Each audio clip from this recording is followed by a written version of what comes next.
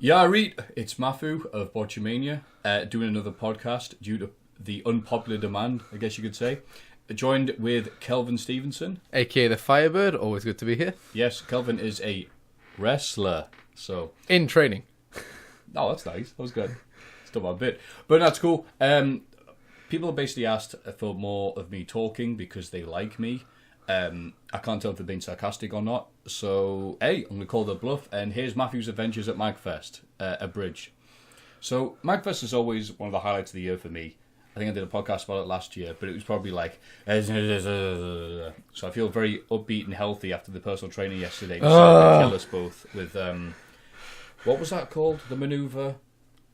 Something like Satan's arsehole. Or Put treadmill really high, turn off treadmill, make us push treadmill really hard. Yeah, it would have been more fun if he'd thrown it at us. But anyway, so the idea is I can speak clearly and everything like that.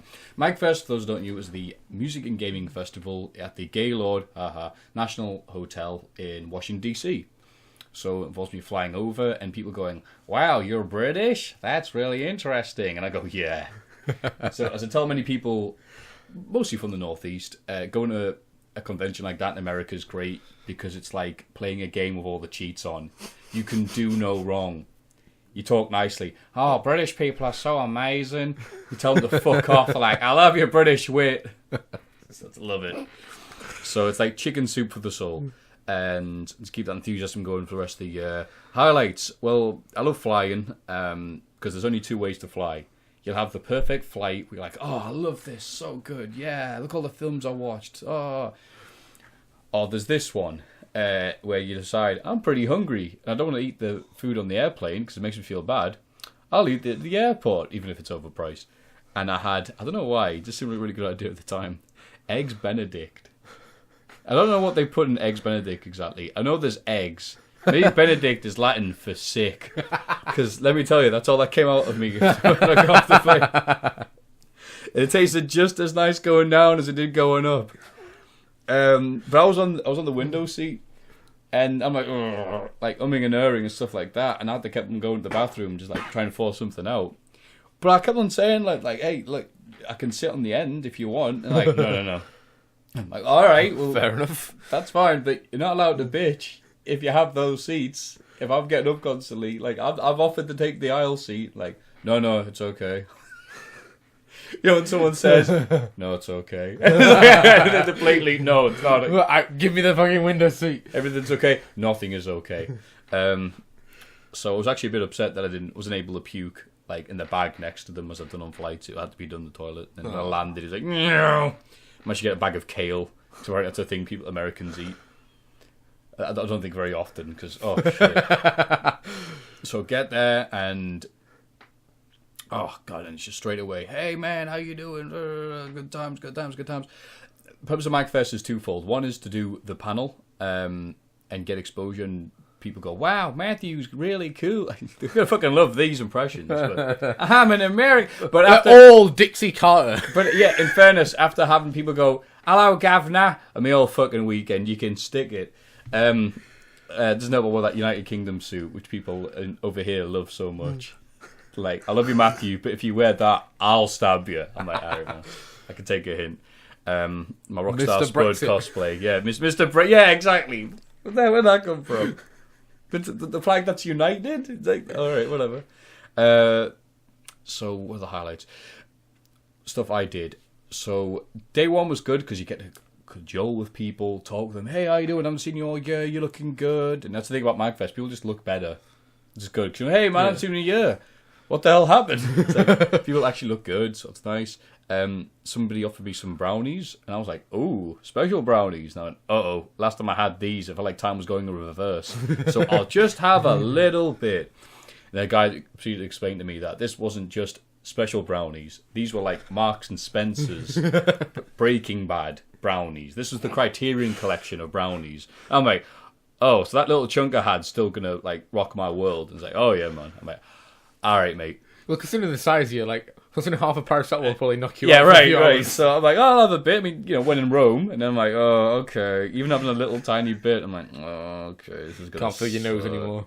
Well, nothing happened, and then went for a meal and had a rum and coke, and then it was just like, I started laughing like Ray Liotta and Goodfellas. Like machine gun going off. I'm like, that's all right. And I ended up playing hide the sausage with a nice friend of mine. I'm probably not going to name whatever terms you'd use for it to hide that fact. Which was all right. That was all right. But immediately afterwards, they're like, hey, want to go for a bath and wash ourselves of the filth? I'm like, that's a good idea. So we're in the bath, and I'm sat behind them, washing them, gender ambiguous, washing their back. And they're like nattering on, going, and I'm just falling asleep. Like, their head's going on the shoulder. So I'm doing that, like, yes, dear. Yeah, tell me about it. Oh, say more. Think about I'm asleep. I'm like, what was that? Oh, nothing. Just snorting bathwater off your fucking shoulders. So then afterwards, it's like, hey, what are we going to do now? I'm like, bed. It's 1 a.m. in a festival. Bed. All right. But then that was probably for the good, because I slept like a thing that sleeps. Babies? See, that's a bullshit expression, slept like a baby, because I know people who have kids, and they don't sleep. They do everything but sleep. Slept like a log. Slept like a log. My head in the fireplace. Yeah. Get away with all the shit British expressions they love. The shitticisms. So then, the MAGFest panel was... in my opinion, I haven't seen the footage back, so it was recorded. I think it went really fucking well. And I've had many bad panels, so I can hopefully objectively say that it went well, because people were laughing at the right bits. And it was called... It's a hell of a mouthful. Everything I learned from wrestling... No, everything I learned from video game storytelling, I learned from wrestling booking. Which wasn't my name for it. I would pick a name that you could at least fit into a tweet. But whatever. People saw that and went, well, I can pretty much guess what that panel's about. So that's, that was a complaint of people that some of the titles of the panels were too, like, ambiguous. Wacky. Yeah. So that one was like, oh, I know exactly what that's about. We had a room full of people. So I'm like, yay! I was doing it with Fred Wan, who is very smart and articulate and Canadian. And then you. And then there's me. So it was like pinky in the brain.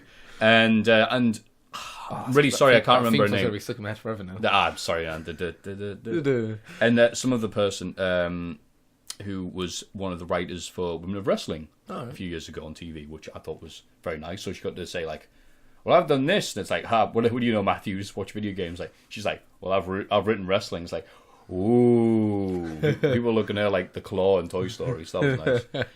But it was good because like Fred would say stuff and they would say stuff and I would say like the funny bits and I was like, oh, fantastic! Like one of the bits was like Fred One was saying. The highlights are good. Well, one of the criticisms of Benoit was that his promos weren't good. Now I go, don't worry, they say much worse about him now. Shit like that. I don't worry about it. And then afterwards, it was only an hour long, but I've always MAGFest never really advertises me, which is fine because they keep it as the guests. Which one of the reasons why the two best friends, Liam, who I got to hang out with and I think is awesome, and Wooly, were not there on the schedule. So when they showed up to a panel, me and my friend were like, wow, that guy looks like Wooly. That guy looks like, oh shit, because they're big names in their video games. There's a wrestling scene where I'm known and it's all right, whatever. But if you're a name in the video game scene, you're fucking huge. Yeah, like take that, circa '93 or something. Wow. I don't know where that came from. So I was there as panelist, whatever, but like that. But like they always give me a panel late at night, which is awkward if you're trying to be articulate, because it's like, oh, yeah, great, perfect. It's a festival. There's brownies, there's rum, there's everything else. Protein bars. And then there's right? Yeah, keep like that. The PT's listening, be careful. Yeah, right. Oh, God, no, I'm sorry, Mr. PT. I'm sorry, Jesus. I'm sorry, Rampage Brown. But then for like, hey, party afterwards, it's great because they say, all right, this room's now done with. So I'm like, all right, cool. Who wants to talk wrestling for like as long as possible? So for another 2.5 hours, people just sat around and talked with me, Eric Ferris, and Greg Miller, who were just, they have no wrestling qualifications, but they're great shit talkers. Well, so that's what you need. So I was very happy with that. Thank you very much for turning up. It will be on the website as soon as MAGFest releases the footage. I hope it was recorded. Some guy was there with a camera. I don't know if he was part of MAGFest or just a crazy stalker. Anything could surprise me, but... Well, if it was a crazy stalker, the footage would be quicker than MAGFest. Yeah, you're right.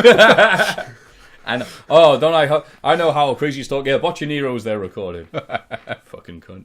Amongst the bands, I saw Arm Cannon and Steel Samurai, and they were great, but I don't know what the hell I'm going to say about that, apart from I nearly lost my voice, which I recovered thanks to Scotch. And so then fast forward to the No Mercy tournament, which is always a big highlight for people because they come up to me. And that's at MAGFest. That's nearly as big as me, as Botchamania even.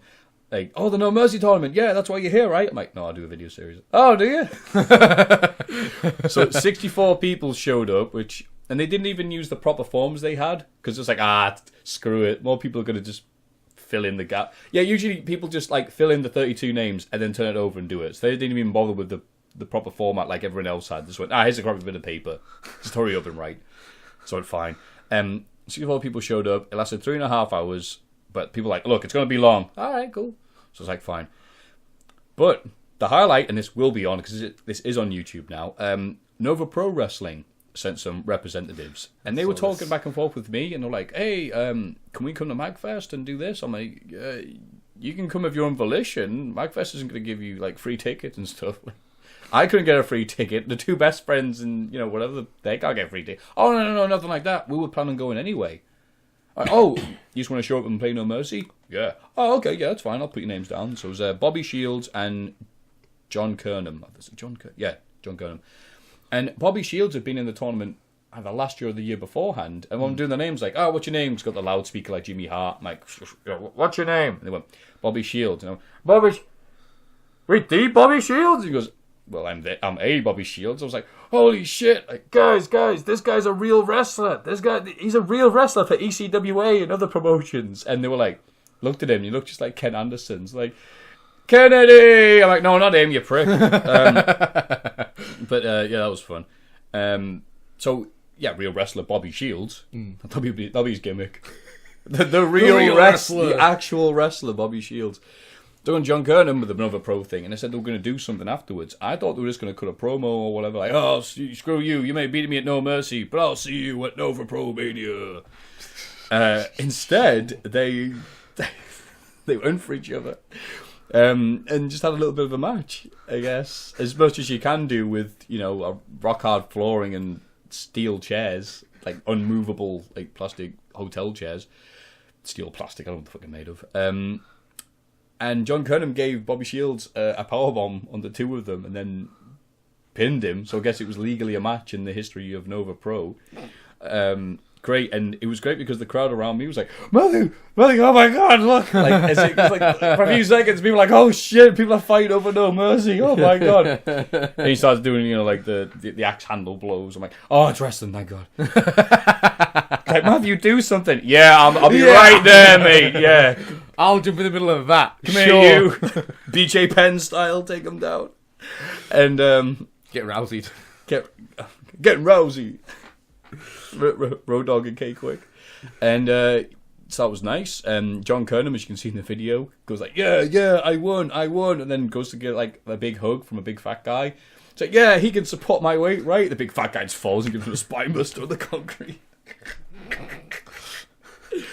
But no, so that was amazing. And then once the dust had settled, some wrestling fan that sat next to me was just deadpan as fuck, went, Maffew, it's 2017, and wrestlers are doing angles and matches at your No Mercy tournament at MAGFest. I was like, shit, you're right. You say I'm not worth $1, but I feel like a millionaire. Like, they come to my wrestling show. Whatever. And also to hang out and play Windjammers and the arcade machines and so on and so forth. But that was great. I had Perry Saturn, who is usually very, very good. The guy I thought was just, God, he beat the fuck out of me. So I felt bad. And he didn't win either, so I had no excuse. Usually when the guy I get knocked out by semis. Come on. But whatever. What's this? Yeah, I know, right? Whatever. They're making a tournament, can't even get to the finals. Yeah, what is this? What is this? I should have put myself through a bye, like WrestleMania 4 with Andre Hogan. Like, I'm the guy that shows up in the finals. Like, right, you think you're good, do you? Then losing a minute 30 like fucking Brock Goldberg. So, the other thing about that was, they told me beforehand, the Nova Pro guys, alright, we're gonna do our thing on the No Mercy. Yeah, it's not online, is it? On the local. And, we'll go to a 10-minute time limits for ease of getting 64 people sorted out. Yeah. We're going to do this, and we'll go to a draw, and then we'll argue over that. And go, all right. So that was apparently the plan. But as soon as they sat down and started playing, it was like, right, let's fight for real. Fight for real. And I noticed on the video, it's like, I wonder who won that match then. And it was Dean Malenko was about to win. It's like, right, screw you. And then he like kicked off and he ended up kicking the N64 so it froze. So Oh, no. It's like, 1, 2, It's like, so that was great. So the work turned into a shoot, brother. Looking great. Russo done it. Hogan's losing his crap. Yeah. So that was nice. Got to hang out with Mao Tendo, YouTuber, who, again, I'm back in the real world. I told Kelvin, I hung out with this guy and one of the guys who does Silver Gunner stuff, and he's like, So that really sucks adapting to normal speak. Like, do you know what YouTube is? All right, do you know what YouTube poops are? No, never mind then. All right. I see where the level of understanding we're at. So a lot of people listening to this will be like, all right, when they're going to talk about fucking wrestling. So won't know who they are. But I just want to give shout outs because they were cool as hell. Thank you very much for being cool. I really appreciate it. Because I was, where to go? Like, we had this room full of people, like Liam from Do Best Friends as well, and it was just like, look, let's just get this out this way. Oh my god, you're amazing. Okay, now it's act normal. Because fanboys are nice and everything, but there was a certain point when I'm like, after the No Mercy tournament, people come up to me and goes, I love your stuff. And it sounds weird. This is one of these like things people go, oh, I can really relate to that, you fucking asshole. But yeah. when like after 13 hours of like being on, because I like being nice to people, obviously, but there is also the awareness that if you tell this guy to eat shit, he can go on Twitter and tell everybody. So, not saying they were being bad or I was being bad or anything like that, but you get to a point where like, right, I've been on, I've been like in safe mode all day, like cool. So I went, hey guys, look at that! Wow, there's a room where they're jamming and playing music. All right, I'm pointing the direction. Neil went that way, and I went like, bye. Like, deflected it so easy. I was so happy with myself. It was like the Bourne Identity. Wow, look at that!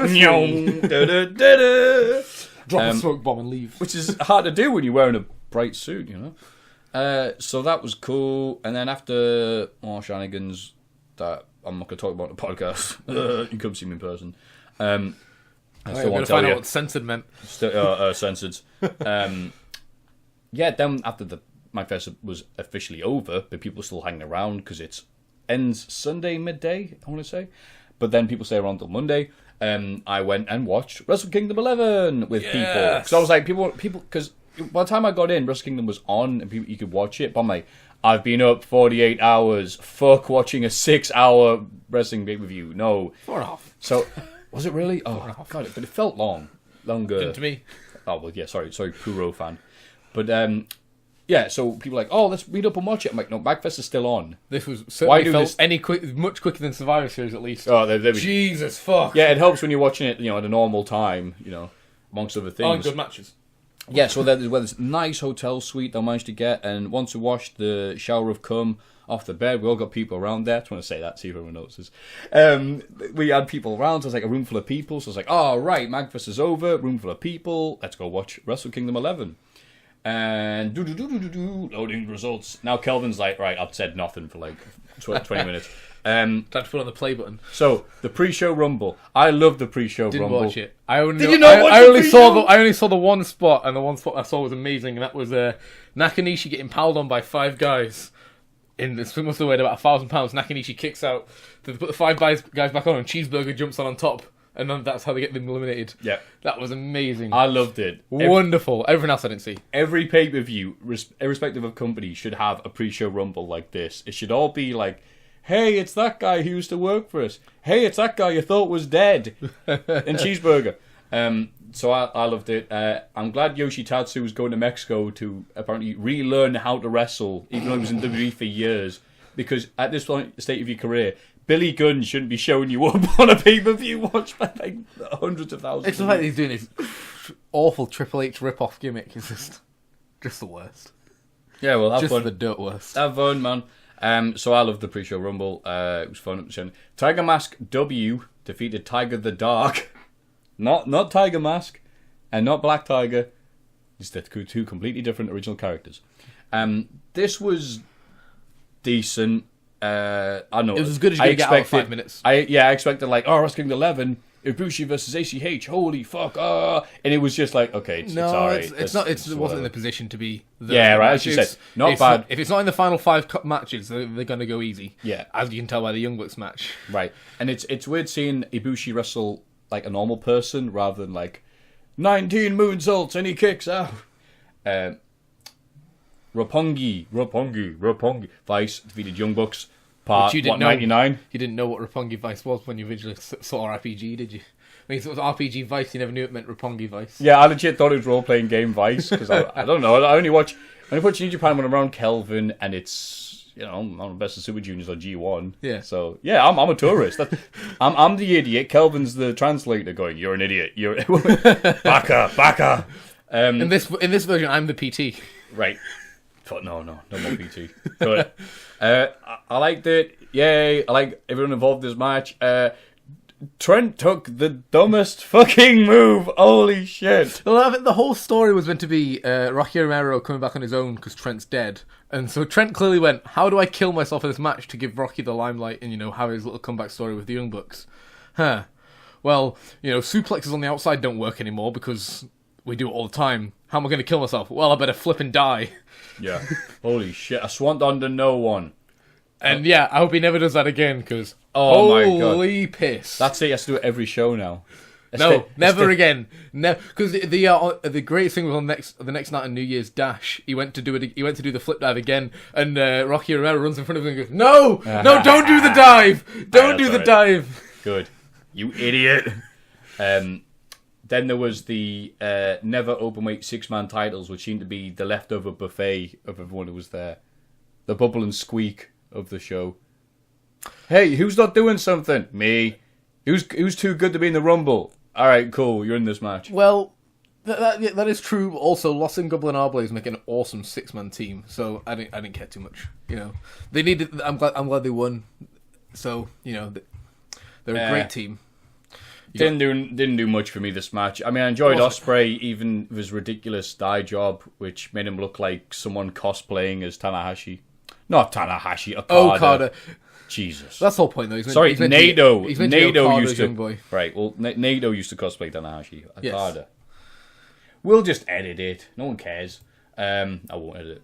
And it was alright match. Move on. Cody defeated Juice Robinson. It was okay. At this point, though, this pay-per-view had been on for a while, so pizzas were here. The first of many. So we watched it, and it was like, okay, cool. I liked how Juice Robinson wrestled. And was like, my fucking leg. That was nice. My favourite bit was Cody Rhodes doing his jump onto the ropes, jump on the turnbuckle, dive to the outside.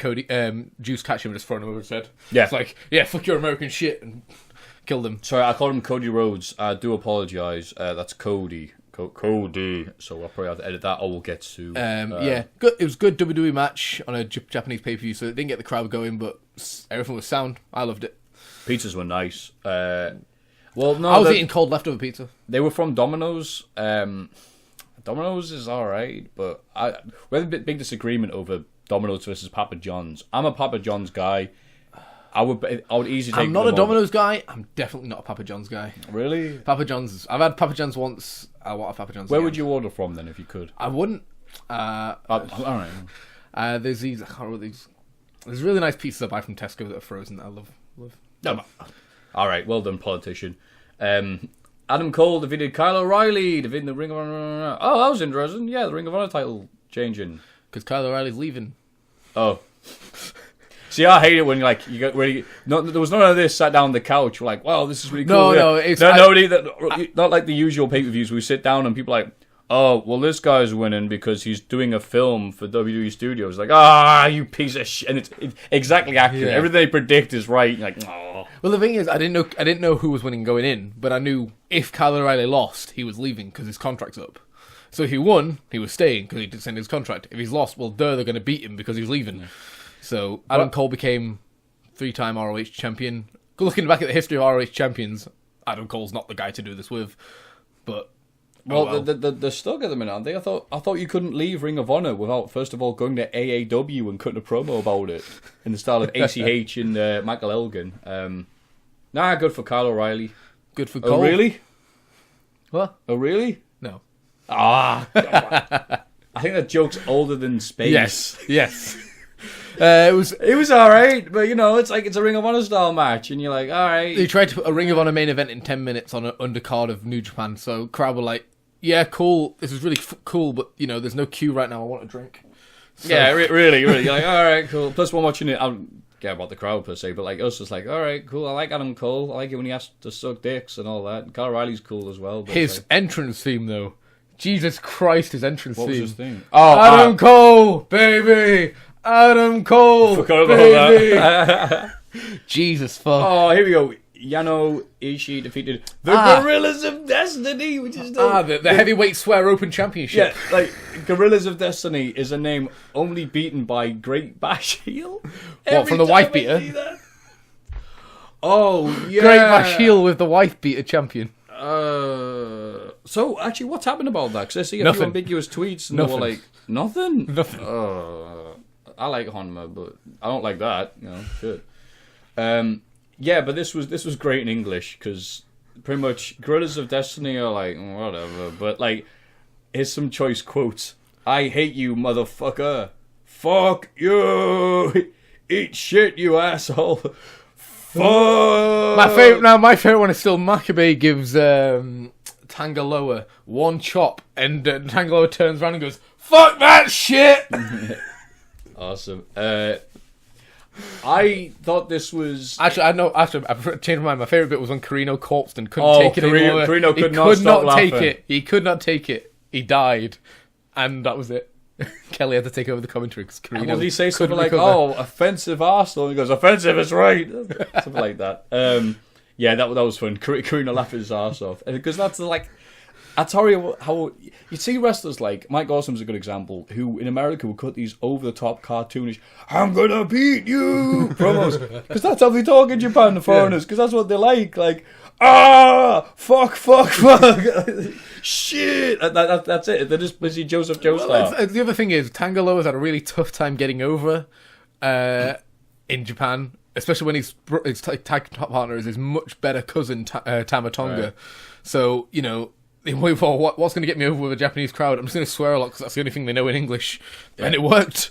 So this was like, all right, whatever, and then it really picked up towards the end. So we were all like casually watching it and enjoying the swearing, and then it's just like, we're all going, who's going to win? We're all like, wow, this is really good. It was the great contrast of Yano coming in, it being a bit of a piss take, being a bit of fun. Ishii coming in, killing motherfuckers with Maccabee. That was great. Yeah. And then Yano come back in and and I love the.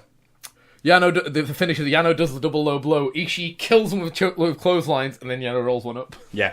It's the back and forth contrast of Yano Ishii. Though it's a weird as hell team. It was great. Yeah. And then the other favourite moment is Yano with the belts at the end and the titles does his Rob Van Dam rip-off that he got from Wrestle Kingdom 6, where he goes, Yano, Toru, and then he goes, it does this, I don't know, pose. And behind him, Ishii looks at the ref and goes, I don't know either.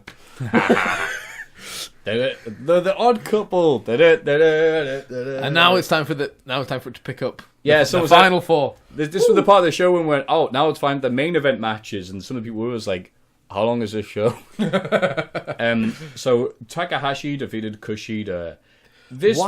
Why did he change his name from Kaibatachi? A really unique, cool name, and change it to Takahashi, which is also Yujiro Takahashi in New Japan as well, and Tanahashi. I thought they liked people who had like one name in all capital letters. I thought they should have kept Kaimatachi. I thought it was a really cool name. He's made a brand with it in ROH and CMLL. He changed it back to Taka. I don't get it, but oh well. That's one of my gripes. Anyway. This filled the quota of like the Sasha Banks style. I'm going to die doing moves that look unsafe as fuck, including doing a back sent on to the outside. It's like well, Kushida went. Kushida saw him coming down and went, nah. I'm not going to take it. And just put his arm out. Takahashi hits the arm, and then he hits the floor, and he's like, yeah, fuck that. And but the psychology with the arm work and the hoverboard lock was phenomenal. And I thought these two are going to have a lot of great matches in the next few years. I thought it was okay. I don't know. Long pay-per-view suck.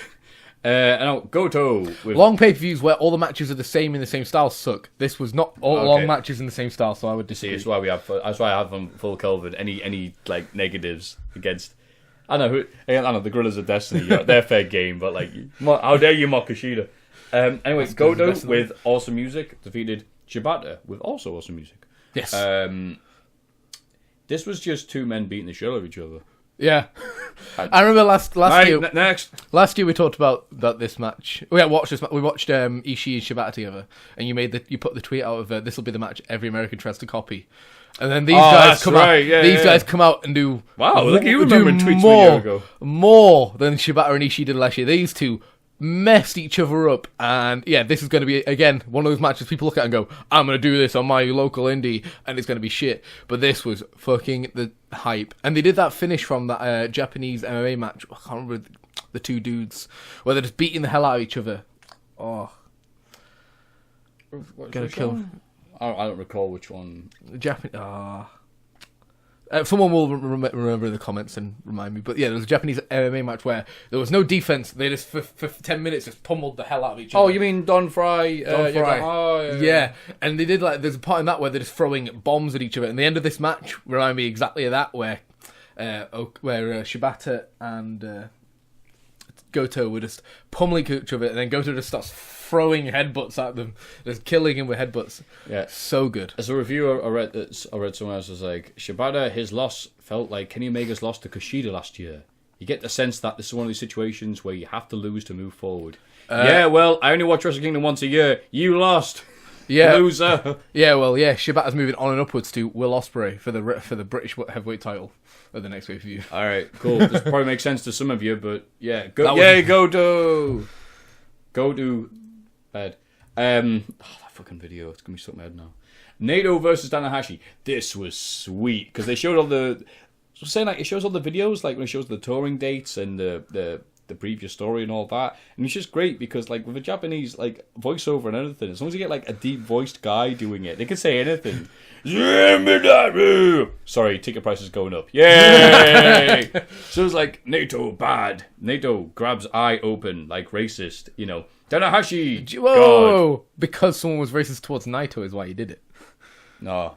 Because Naito went to Mexico, and all the Mexicans went, you got small eyes, you Japanese fuck. Yeah. And so Naito now mocks the Mexicans by going, yeah, and I'm a better wrestler. Yeah. So this was great, because Naito was just a dick the entire match. And I don't see a lot of that in Japanese-style wrestling, so it was just like, Japanese style. He is Japanese a grade A bellend. And it was great. Very good at it. So everyone on the couch is doing a thing every time he did something. And no, this worked really well. And yeah, I really enjoyed this match. And it was a game of, I'm going to fuck up your leg more than you can fuck up my leg. Yeah. And it was great all the way through.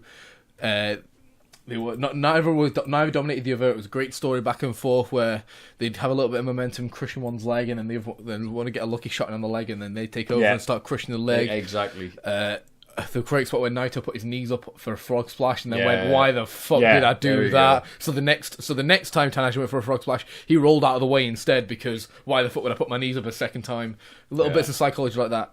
Just phenomenal. Which is what you expect from Tanahashi, who's a genius when it comes to these sort of things. And I would have been happy with that. To be honest, I'm like, alright, cool, what a great pay-per-view. And it's like, Okada versus Kenny Omega. You got to point out from the Tanahashi as well, the crowd got legitimately annoyed as well at the end of the match, because Tanahashi kicked out so late, it looked like a legit It did look like a 3. We were like, that was a 3, right? But Tanahashi put his shoulders up at like 2.999999, and it was insane, and then Naito just won anyway, but yeah.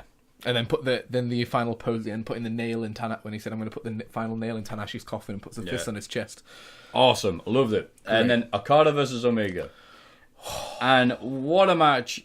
But also, it's awesome seeing Kenny Omega main eventing a Japanese pay-per-view as the big guy. The big guy. Big dog. Going from DDT to this. Even before DDT, when he was in the UK for... God knows why he was in the UK, but he was there for... Independence Day in Wolverhampton, which was the event that inspired Fight Club Pro, which is obviously now a great success. Where all I remember it was him being, okay, yeah, I think I've heard of him online, whatever, you know, Kenny Omega's pretty distinctive. But he was eating in the cafeteria at the hotel with the other people, and I'm like, oh, okay, I'm not going to say anything, leave him alone, have his beans. But some drunk Brit came up to him and was like, hey, do you wrestle, like? And he went, yeah. He goes, where'd you wrestle? And without flinching, he went, the internet. Which was a funny joke, but at the same time was true. Yeah. Where was he in 2008? I don't think he was even maybe he was in Ring of Honor, but who cares? So I'm glad it's the success story of a nerd. Like, I think he can out-nerd Xavier Woods and AJ Styles even. Main eventing the biggest Japanese show of the year, as far as I know. Yeah. Unless any of the... This is by far the biggest Japanese show of the year. Unless Big Japan Wrestling are going to do another Shakespeare Okada event. is the best, certainly the best Japanese wrestler in the world today, and I would argue the best wrestler in the world today. So Right. Omega couldn't have had a bigger stage to go and prove that he's also one of the greatest wrestlers in the world. And my fucking god, did he do it? Yeah, it was the battle of the guy who's in Yakuza 3 versus the guy who plays Yakuza 3. And it went 47 minutes, apparently. It did not feel like that. It felt like 10. Okay, not 10, but you know what I mean. No, you're exactly right. There wasn't a moment where I was like, this is dragging. If, like, WWE had the tag match at Survivor Series where it went 54 minutes, and you felt 54 minutes at the end of it. This, you did not feel 47 minutes go by. And... throughout, there was storytelling, there was athleticism, there was great character. There was everything you ever wanted in a match. Crazy dives, stuff that made sense, kickouts at the right time. It was flat out pure action. Maybe they shouldn't have done the dragon suplex off the top rope. Maybe no one should ever do that ever again. I hope no one ever does it ever again. Also, Kenny should not drop kick anyone in the back of the head ever again from the top rope. Because I thought Okada was dead, but it was phenomenal. It was, and even stuff like Omega doing the Ibushi moonsault, which it's like, better not say anything. Where Young Bucks had to pull the barricade right back to make sure Omega didn't kill himself. And even better, because everyone was like, he didn't get the hit, his finisher. So it's like, if only he'd hit it, he would have won. So, I reckon it's coming this year. Omega Okada 2 will come at some point, middle of the year, probably before they come to America for the G1, because they're doing America G1 now for the first 2 days. Yeah, good. So they'll have the same quiet crowds.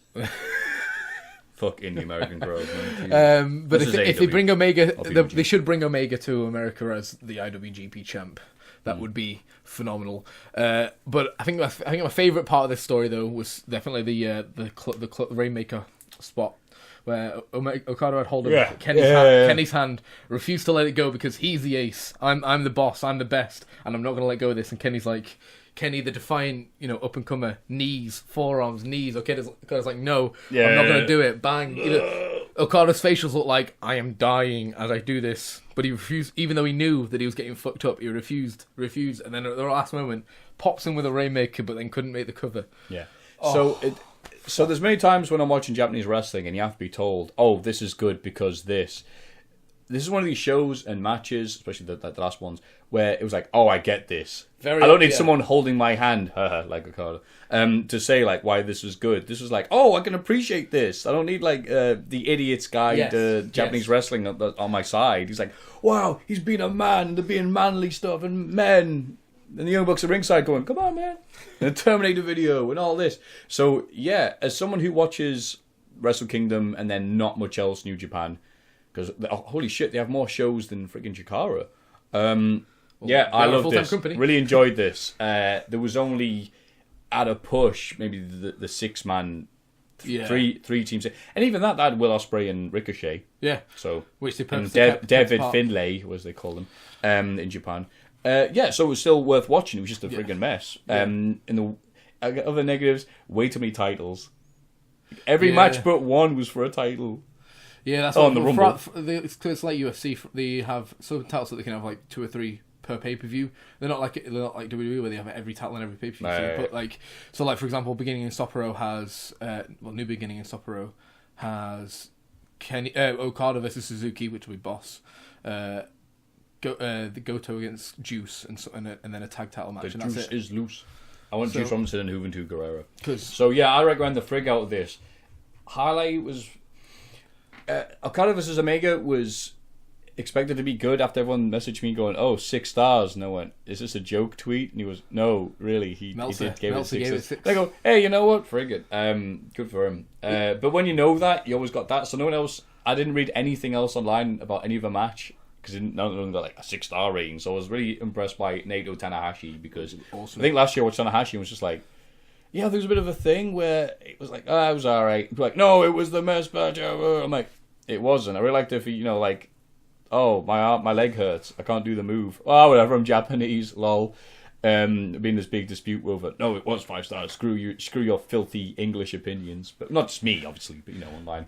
But no, this was, I had no complaints about this. Pizza was great. Yeah, my highlights be a bit the fact that Goto Shibata looked like match of the year material on any without the final 2 matches would have match of the year. Next one comes on, Tanahashi Naito comes on, match of the year. You instantly forgot about Goto Shibata. It's because Tanahashi just put on the star performance. Then Omega and Okada come out and you go, oh shit, who gives a fuck about Naito Tanahashi? This is the match of the year. Having that like as your final 3 matches, that's great, amazing. So moving on from Japan to America. Monday Night Raw, which I'm only going to talk about very fleetingly because holy shit. And again, I'm trying to be positive in these things because we could bitch, but alright. Braun Strowman looked impressive as he has looked the last few weeks. And I was like, ooh, great cool. push, yeah. Doing well. Big man. Him and Rollins did their thing as Rollins continues to tread water until Triple H comes back from the UK in tournaments. Jack Gallagher defeated Drew Gulak in what would have been a dream match if it happened in Progress or any UK Fed, Evolve or anywhere like that. Jack Gallagher continues to look like oh hello, like that. That's it. That's what British people get like in America. But it is funny. Oh hello, I'm so acquainted. Mary Poppins. Holy shit. So well done. It is getting over though. So still my gimmick. HBK did. No, I'm skipping that. Neville knackered Lindsay Dorado, which was good to see. Rings of Saturn return. Neville, yes, Neville just so good right now. I'm happy. He's almost saving 205 life. The best thing on WWE, I'd say right now. Gallows, Sheamus. Undertaker was Undertaker. He went rest in peace and didn't take his mic away, so he went, that was good. Some women did some stuff. New Day have forgotten they lost the tag titles to Sheamus and Cesaro and instead trying to remove the albatross that is Titus O'Neil from around their neck. Man, I'm struggling here. Oh, here we go. Jericho and Owens defeated Roman Reigns for the US title. Jericho was United States champion for the first time. Becomes the new version of the Grand Slam champion. Right. Jericho and Owens are both very entertaining. There is no feud to speak of with Roman Reigns and Seth Rollins. So, whatever. It's Mania season. It's a bit of trivia for you. Tell me the last time that the Jericho had a match that didn't involve Rollins or Reigns. Dean Ambrose? Was Extreme Rules after Extreme Rules, but before then he was doing the Money in the Bank thing, wasn't he? I think it was August. Yeah, no, it must have been before. This has been the program since August.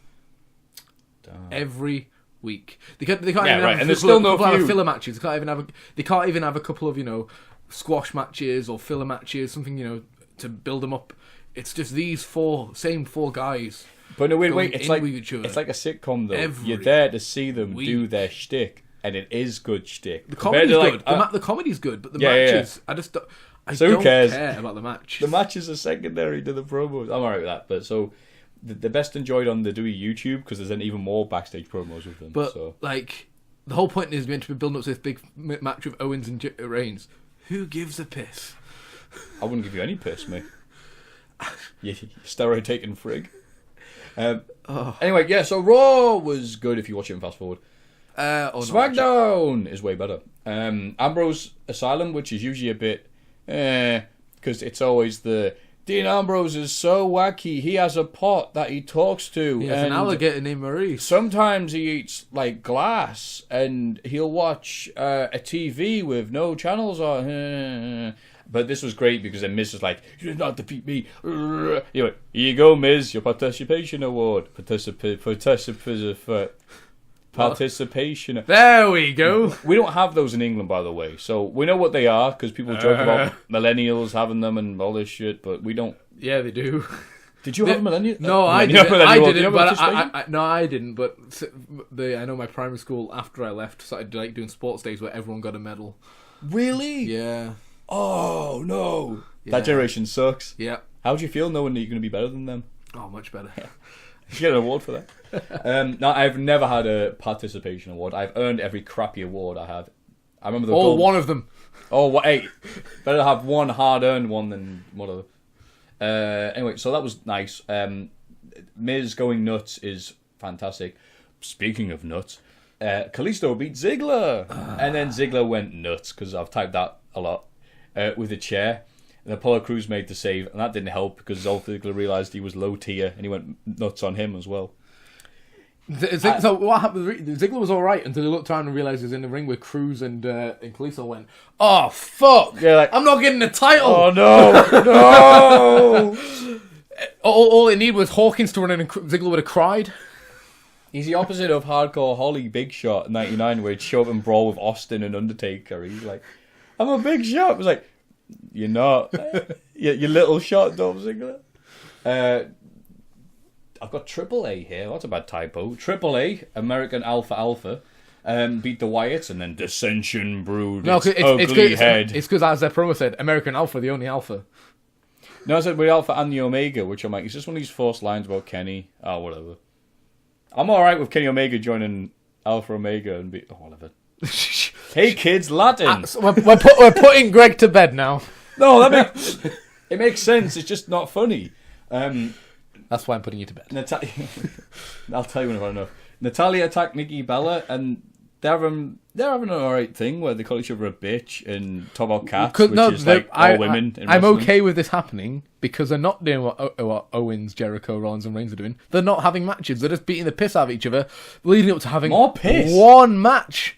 That's cool. Yeah, I drink a lot of piss. This is how you cut weight. You're just pissing everywhere. Calm down, nuts. You leave my nuts out of this. Natalia attacked Nikki during the coming up next walking backstage bit, which I thought was almost like breaking the fourth wall. She was just in hiding, and it was like The Exorcist 3, if anyone's seen that. If you haven't, you should. This famous bit was like a long shot. Actually, no one can spot it. Just watch Exorcist 3. It's actually good, honest. Carmella beat the rest of the formerly known as Thunder Kitty in the indie scene, and some people called me out because I said Chikara's Thunder Kitty. Apparently she only wrestled Chikara once. So I'm like, oh, whoops, sorry. Well, sorry, Shine and Shimmer and all these other potions that don't let me use their footage. I mean, my bad. This is the match where I went for a piss. Sorry, Dave. God, take a shot. Not a piss. And it was Gash, but we're getting Carmella but the Ellsworth. Yeah. What's his name? Let's call him Gilbert. I'm looking forward to that. I hope they have a live sex celebration on air. And it's like two sticks rubbing together and they make fire. Can we swap this to Raw and put Neville on here, and then I can just watch SmackDown? Hey, as someone who's hit above his weight every single night, every single time he gets in bed with someone, go Ellsworth. Cena beat Corbin, and I'm alright with there being like a three-way thing where it's like, okay, AJ and Cena's the big thing, but Corbin's sticking his head in, so he's wrestling them on SmackDown. It's like, yeah, great. I'm happy with Cena returning. SmackDown's awesome. SmackDown. Yeah. Apparently you're supposed to watch 205 Live right after SmackDown.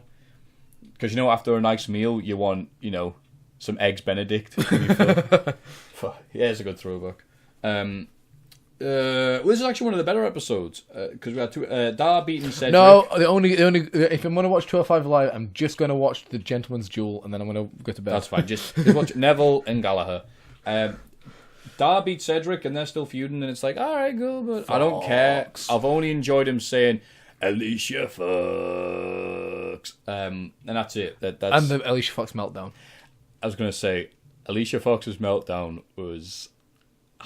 I have seen some bad acting in wrestling. I want to give her credit and say this was purposely. I hope the fuck it was. But she's always acted crazy before, but she's been normal for a few weeks. Yeah. So it's almost like, the Harley Quinn origin story where she's like normal, and then she tries to be normal, and then she has one bad day and she freaks out. But it was just like, no one breaks up with me! Freaks myself. Cedric! Fucking awesome. So Alicia Fox highlighted 205 Live. And Kendrick beat Maluda, who was so green, I was expecting Kendrick to roll him up and smoke him. Gallagher and Daivari did more stuff. Gallagher's great, but not even him can save Daivari, whose whole shtick is, I'm black and foreign. Brown and is that more racist to say? Oh, I guess it is. You are right. He is not black. He's brown, but I'm sure he's loving this, like, you fucking white bastard.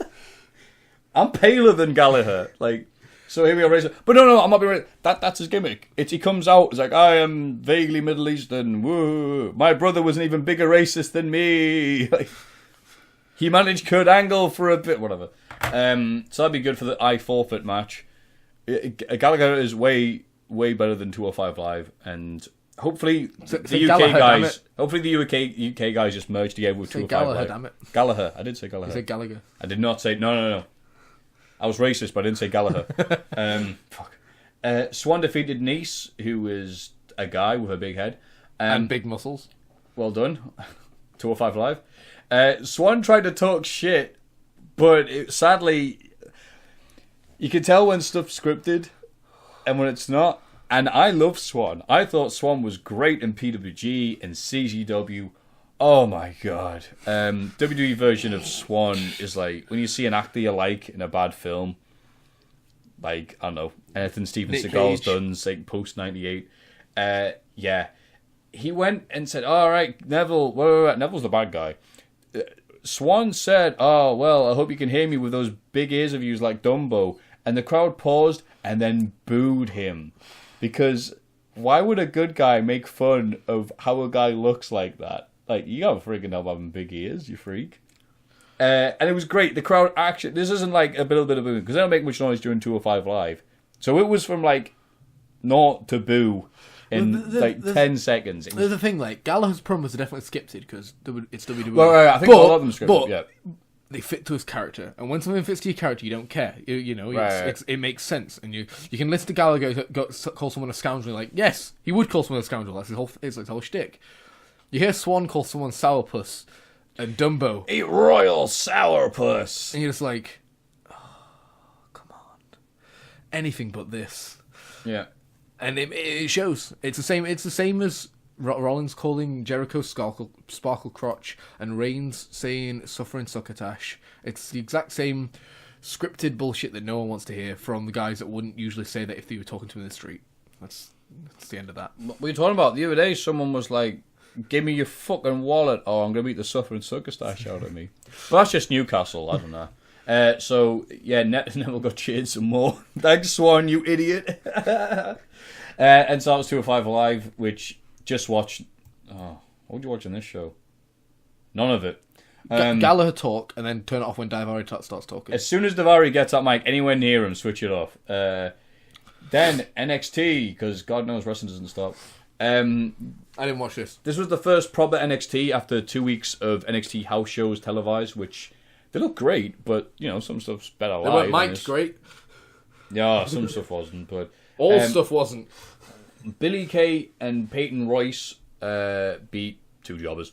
Billy Kay and Peyton Royce look like more and more impressive. They attacked Asuka. So it's like, oh, okay. You're crazy. And then, what's her name joined in? What's her name? Here we go. Nikki Storm. Yeah. Nikki sure, Cross. the Scot. Nikki Cross. Is the Scot to make things better? Cross. Nikki Glenn Cross. Nikki Cross. She did look cross when she's been up Asuka. So then Asuka was like, give me a match with all of them, which is disguised the fact that none of them are at a level yet, but I'm happy with it. Elias Sampson, which I'm like, whatever. The crowd just boos him so much, it's great. It's so good. I'm going to butcher the pronunciation of this. Andrade Cien Almas, there you go. Wow, did that move my lips? Larkin, he's great. Since turning into a bad guy, he's great now. He's camper than a row of tents. His mannerisms are funny. He's brought back all of his Los Ingobernables stuff from CMLL, and that's the exact right thing to do. Yeah. Because that's what got him hired, and it's awesome. Yeah. And then it's like, NXT, people go, whatever. Hey, this one had Revival versus DIY. And as someone said, it was probably the worst match they'd had together, and it was still balls out great. Fantastic. I love the pair of them. All four of them, whichever. NXT was actually good. As NXT always builds up to a crescendo, where after a takeover special, it's like, whatever, we'll start from scratch again. But as soon as we can see the takeover special coming, it's like picks up steam and it gets great again. So it's a slow. Right now we're in the slow rumblings because we've got 2 weeks until the Rumble, so we'll have a slightly better episode next week, hopefully, and a slightly even better episode the week after, and then the takeover and the crescendo of the takeover, and they do TV the same way Jim Cornette would do TV with SMW. It's the TV feeds the specials. And, you know, that's the old school way of doing wrestling. So, yeah, of course the midweek shows are okay because you're squashing people to make the contenders look good. You're squashing people to make the champion look good. You know, the people that aren't going to be on the Takeover special aren't on that week. So, you know, Aries doesn't get to be on this time, or Roderick Strong doesn't get to be on this time because they're not doing stuff. And he's injured. The Takeover special. That's another reason. But yeah, Takeover special I'm looking forward to. Did you see Talking Smack? No. It was quite good. Miz's breakdown. He's getting more and more to network levels of I'm mad as hell. I'm not going to take this anymore. And you're like, all right. But the highlight was Dolph Ziggler at the end trying to justify like again he moans so much, and you're like, I don't like the character anymore because I'm probably not supposed to. No. But he's just like wah. But anyway, you know, I'm a guy that shouldn't be at the level he's at. I should be better, and I'm not. I look around at the people, and I should be higher than them. So I now formally announce that I am entering the Royal Rumble. Shane McMahon had this face on like Alan Partridge where he says, "Oh, so and so and so and so." He just goes, "All right." He was like, "Okay, yeah, good luck with that, mate." Yeah. Someone's gonna get thrown up by Goldberg. I liked the Ziggler that was so cocky and knew he was going to win in 2013 and 2012 and He's 2011. Dead. Yeah. Do you not hear he died? Yeah. I miss that. Replaced with a non-union Mexican equivalent. I want Ziggler doing headstands whilst putting on headlocks. Great, get the network. I've already got it. Well, fine. And I think that was it because I didn't watch DNA because holy shit, that was all. Because he had the wrong. But the highlights were they showed the wrong episode. If you watched it live via the, you know what? I haven't had a look at the thing that TNA does. I don't know. I don't know what it is. It's whatever. Apparently, I was on your phone and stuff happens. But more importantly, Dom West is back. Do you know that name? Yeah. Why? Though? Oh, I'm so excited. Why though? Oh, I'll be happy. Dom West had the best bit of his career near the end of his run in TNA, where he was a bad guy. We had a promo and went, "You selfish prick," to Mike Tenay, because he was pointing out all the plot holes. If this is why doesn't he just run in? Like right now, if this match goes to so and so, he'd be like, his bad guy was to be like the guy going, "This doesn't make any sense." When it didn't make any sense. So I hope the God he returns is like, what's happening? Where's all the crowd gone? Should it make more sense if we didn't? Great, that must have been released. But even more importantly than TNA, which I hope continues to survive because you got 2 minutes. Sorry, all right, 2 minutes. The WWE UK Tournament of Death. Let's go, Trent. Let's go, Trent. So Trent Seven, who has been a big deal in every company he's been in the last year. He's had a hell of a run. He's got a contender for most, I don't know, successful? Yeah, sure. Successful, good UK wrestler of 2016. I've just seen. Of Fight Club Pro, of Progress, of ICW. I'll go with that. Tyler Bate, his understudy. He's got legs like people. And he's 19. His legs are friggin' 19 stone and 19 inches of... 19 inches probably a bit... I don't know how that works exactly. H.C. Dyer, who... Don't know him. Yeah, I don't know him. Yeah, Roy Johnson. Yeah, he's the body guy from Progress, and I was surprised to see him. Not in a bad way, but I've only seen him do, like, garbage men stuff. That's his gimmick, I'm showing. Mark Andrews. Teenage Mark Andrews, all the way from sunny Wales. No, really, you look at him and go, you sure he's British? Look at freaking can. And, you know, phenomenal flyer. He'll do really well here. Such a nice chappy. Yep. T-Bone! Tyson T-Bone, because T-Bone wasn't badass enough. T-Bone, alright. And they're going with the Gypsy Fighter as well. I read his interview and...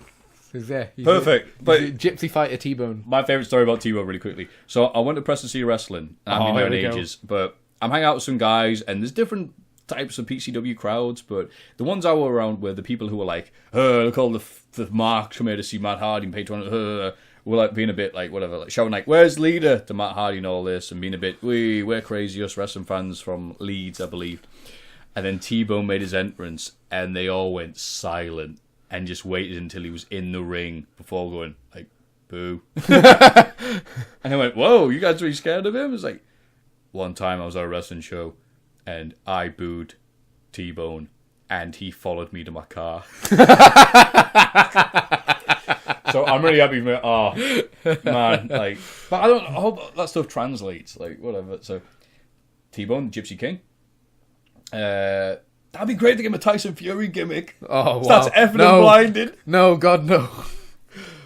Well, I'm going to beat you. Oh, are you clever cunt? Whoa! Then we've got Pete Dunne. Dunne. The latest British export to PWG, doing really well for himself, getting everywhere at the moment. Yeah, happy for him. He's good at doing moves.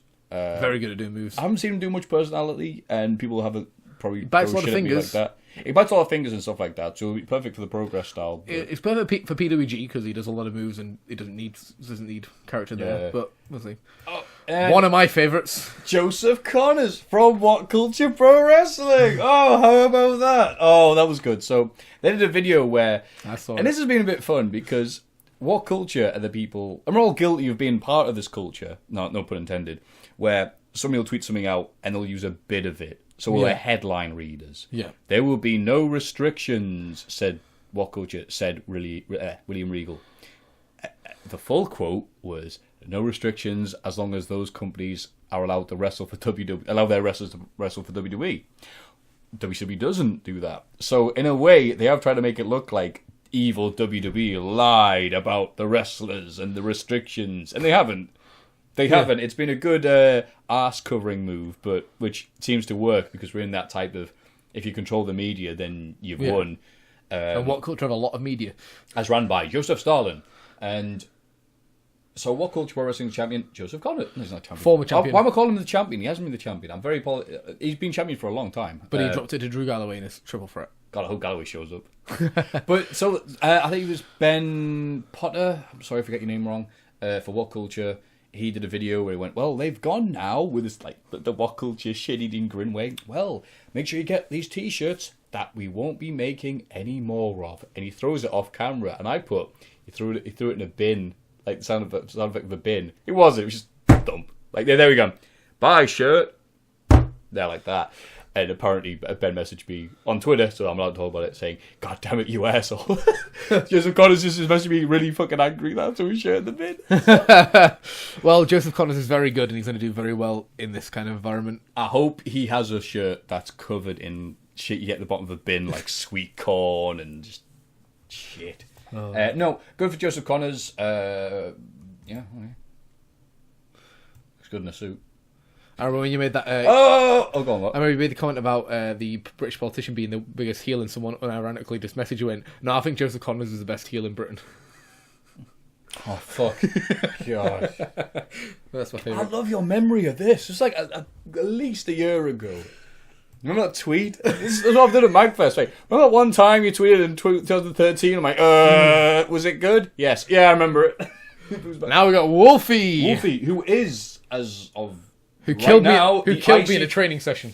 Good. The ICW champion. Yes. I think it's a world title. Yes, it is a world title. I think they call it world title, but I don't know where they've defended it. Denmark, America. They defended America? Yeah. Galloway did it. Right, okay. Definitely Denmark, obviously Scotland. I think they count in England. We'll be foreign country soon. Oh. And I think there's one in Italy. Sweet. Ireland as well. Damo defended it in Ireland, obviously. Oh, right. Yeah, of course you won it there. Danny Burch, Martin Stone. No, before that, Wolfgang. Wolfgang's such a great all-rounder. It's like, yeah, great. And then, Martin Stone, the governor. That's probably how he says it. But, that's great. 1PW guy, even. So he's a legend. Tucker from Northern Ireland. I don't know anything about you. Nope. I'm sorry. This is how good the UK and Irish wrestling scene is. I don't know. I look forward to going to OTT wrestling in February. If he's there. I don't know. If he's not there, then I'm sorry, mate. There's a lot of wrestling to get into in this part of the world. Copy paste for Jordan Devlin. Wait, does he follow me on Twitter? That's the important bit. James Drake, who we saw at Absolute Wrestling. We did see him. That's nice. He faced Zach Gibson. He did. He was very nice. He shook my hand. I have nothing but good things to say about him. Jordan Devlin also follows me on Twitter. I hope he goes far. Does Tucker follow me on Twitter? He doesn't. I hope he gets knocked out in the first round. I've never liked you, Tucker. Does Roy Johnson follow me?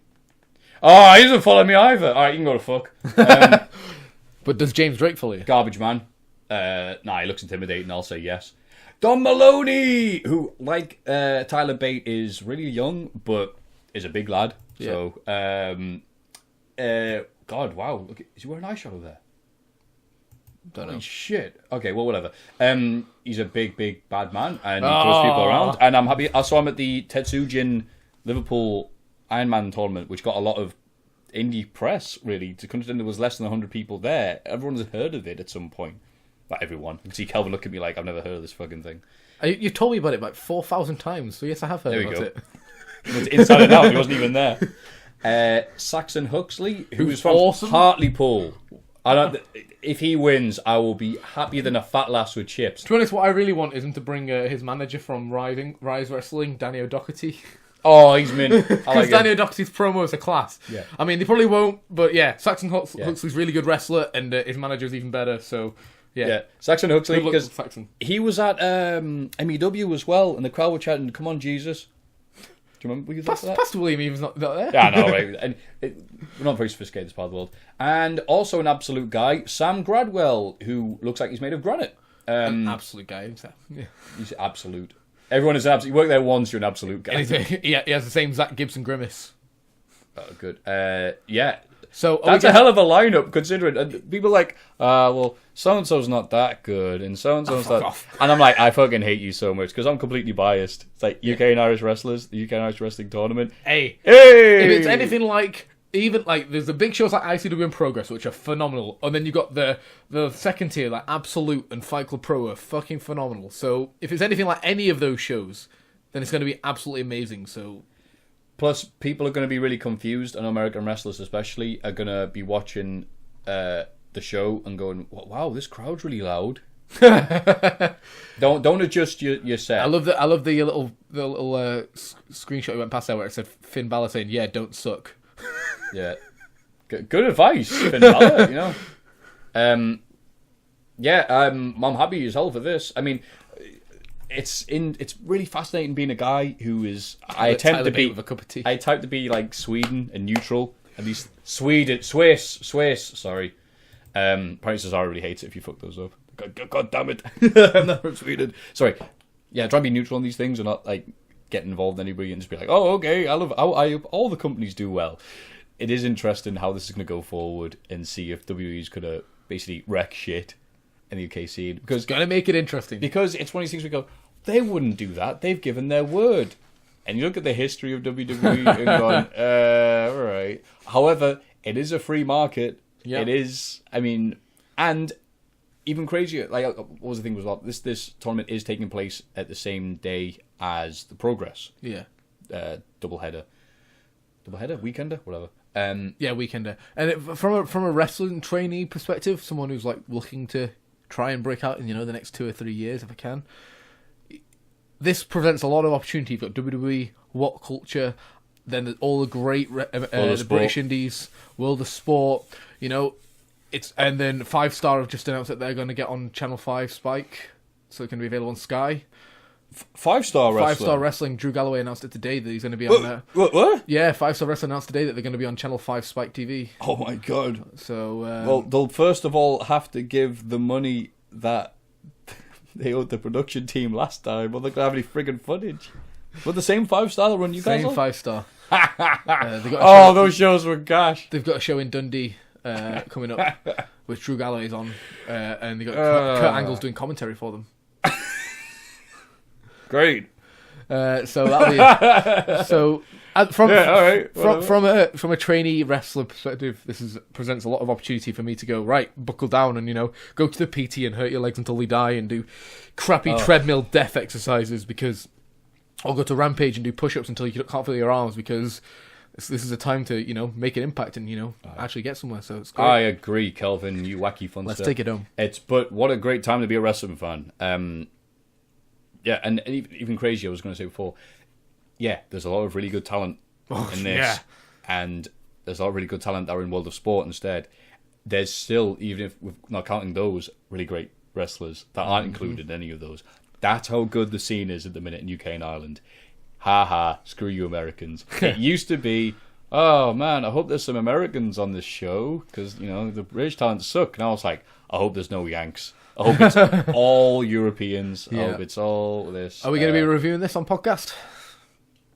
Reviewing a podcast? Are we going to be reviewing the UK tournament on podcast? I hope to. I hope to do these more regularly because people have asked. I'm just paying more attention to them than the people that go, who gives a fuck? I'm like, well, you if you clicked it, dumb shit. But yeah, please let me know if there's anything else you want us to talk about. I'll put this on YouTube and other things, and you can listen to it on your whatever the fuck you're doing. To be honest, I'm not the boss of you. But thank you very much. I've been Maffew. I've talked way too long. I apologise. I don't apologise. Kelvin. I've been Kelvin, aka the Firebird, Wrestling Training. Thank you for listening. Yeah, something, Botchamania, something. Take care of yourselves. Bye.